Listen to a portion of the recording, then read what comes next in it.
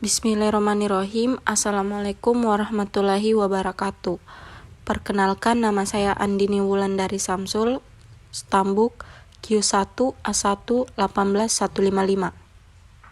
Baiklah, di sini saya akan menjelaskan mengenai fuzzy logic. Logika fuzzy salah satu metode kecerdasan buatan yang digunakan sebagai alat prediksi, atau yang biasa disebut VDSS, Fuzzy Decision Support System, menggunakan dasar pengetahuan dalam bentuk aturan IF10 untuk memproses informasi. Seperangkat aturan fuzzy menggambarkan seperangkat relasi fuzzy antara input fuzzy dan output fuzzy. Metode standar digunakan untuk membuat dasar pengetahuan fuzzy, melibatkan identifikasi dari input dan output fuzzy, perluasan dari fungsi keanggotaan fuzzy untuk setiap input dan output tersebut, dan akhirnya konstruksi dari aturan fuzzy. Sistem yang akan dibangun merupakan sistem database Fuzzy Database System, karena pada proses pengambilan keputusan menggunakan logika fuzzy dan menggunakan database dalam menyimpan dan mengambil data spesifikasi komputer.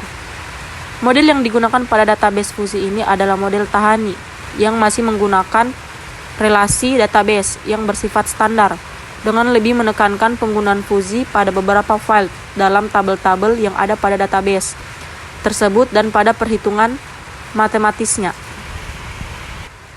Logika fuzzy dapat digunakan dalam bidang teori kontrol, teori keputusan, dan beberapa bagian dalam manajemen sains. Kelebihan dari logika fuzzy adalah mampu dalam proses penalaran secara bahasa, sehingga dalam perancangannya tidak perlu lagi persamaan matematik dari objek yang dikendalikan.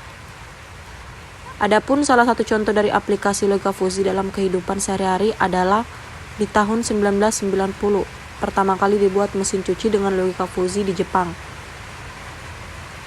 Sistem fuzzy digunakan untuk menentukan putaran yang tepat secara otomatis berdasarkan jenis dan banyaknya kotoran, serta jumlah yang akan dicuci.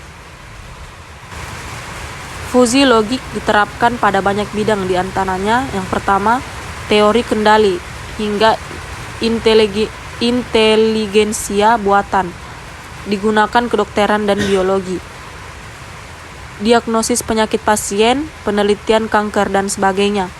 Kemudian yang ketiga, manajemen pengambilan keputusan, manajemen basis data untuk query data.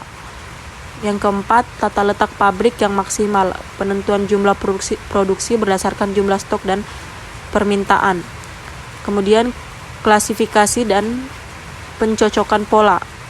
Yang terakhir, mengukur kualitas air, peramalan cuaca, dan lain-lain.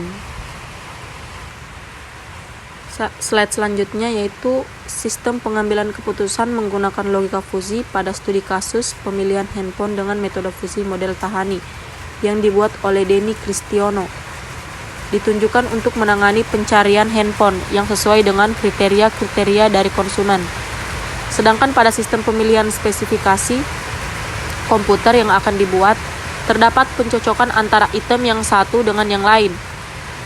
Misalkan saja jika tipe jenis dari prosesor adalah Intel Socket LGA 775, maka mainboardnya pun juga harus dengan jenis yang sama. Dari berbagai macam item yang tersedia, akan dipilih sesuai dengan kriteria yang diinginkan.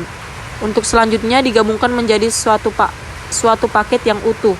Pada sistem pemilihan handphone, kemudian tidak terdapat penggabungan antara item, karena suatu handphone sendiri sudah merupakan satu kesatuan yang mempunyai berbagai macam variabel fuzzy, seperti harga, dimensi atau panjang lebar, dan tabel, berat, standby time, talk time, dan games, maupun variabel non-fuzzy seperti polyphonic, MMS, WAP, GPRS, Bluetooth, dan kamera.